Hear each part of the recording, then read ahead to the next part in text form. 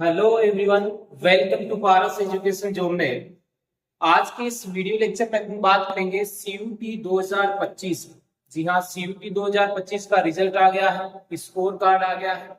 इससे पहले हमने सीयूटी 2025 की कट ऑफ के बारे में डिस्कस किया है। सीयूटी 2025 की काउंसलिंग प्रोसेस के बारे में हमने कंप्लीट बात कर ली है। आज अपन बात करेंगे सीयूटी 2025 में जिन स्टूडेंट को काउंसलिंग करवानी है, तो काउंसलिंग और एडमिशन के लिए जो डॉक्यूमेंट्स रिक्वायर्ड है उनके बारे में अपन बात करेंगे कि कौन कौन से डॉक्यूमेंट्स उनको रिक्वायर्ड है, कौन से डॉक्यूमेंट्स की कितने समय तक आपको अपडेट करवाना है, जैसे कास्ट सर्टिफिकेट वगैरह है।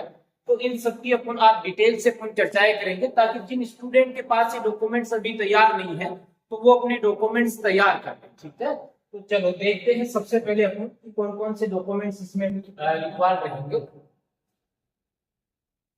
देखो, सबसे पहले अपन बात करें तो आपका जो एडमिट कार्ड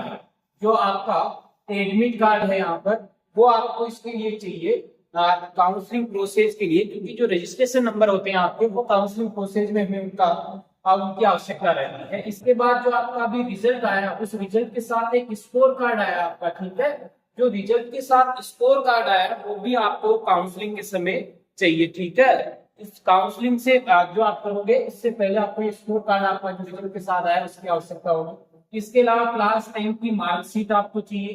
क्लास 10 की मार्कशीट स्पेशली आप एज के लिए हमें इसकी आवश्यकता होती है।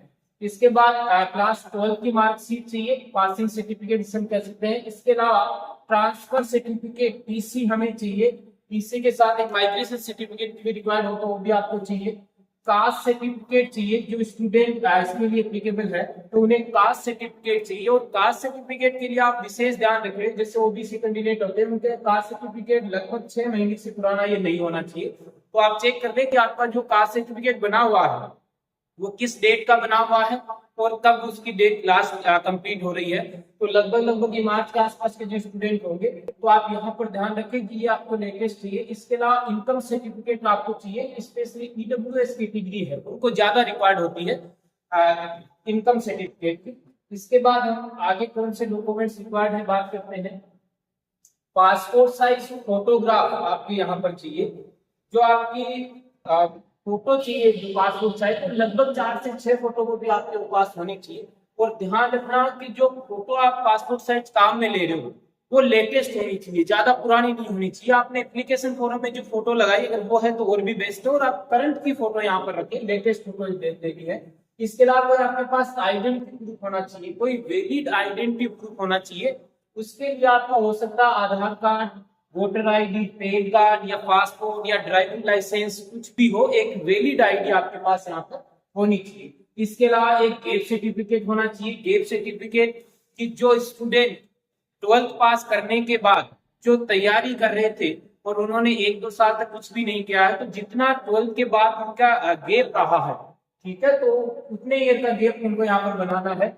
ये बनाने में कोई ज्यादा समय नहीं लगता है, नोटरी से आपके आसानी से बन जाएगा।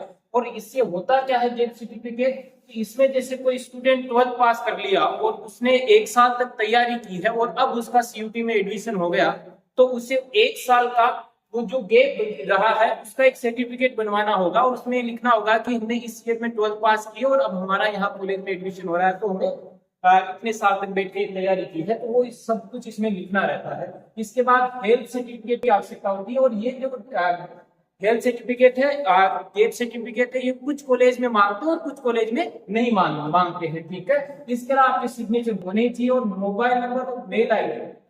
ध्यान रखना आपके मोबाइल नंबर और मेल आईडी बड़े इंपॉर्टेंट है, क्योंकि एनटीए आप जो भी इंफॉर्मेशन होती है आपकी वो सारी आपके मेल आईडी पर और मोबाइल नंबर के थ्रू आपको पहुंचाई जाती है। तो आप ये ध्यान रखिए कि आपके पास जो मेल आईडी आप काम में ले रहे हो आपकी चालू होनी चाहिए लास्ट तक। ठीक है, तो यहाँ पर मेल आईडी और मोबाइल नंबर के भी यहाँ पर रिक्वायर्ड है। तो ये जो सारे डॉक्यूमेंट्स हमने बात की है, ठीक है, ये आप अपने अभी से तैयार करके रख ले, ताकि आपको कॉलेज में अभी काउंसलिंग में और कॉलेज में एडमिशन के समय आपको ज्यादा परेशानी का सामना नहीं करना पड़े। और कास्ट सर्टिफिकेट का विशेष ध्यान रखें, क्योंकि वो आपका नया बनाना रहता है आपको। और फोटो आप लेटेस्ट काम में ले। ये सारे डॉक्यूमेंट्स अगर आपके तैयार नहीं है तो आप उन डॉक्यूमेंट्स को तैयार करना।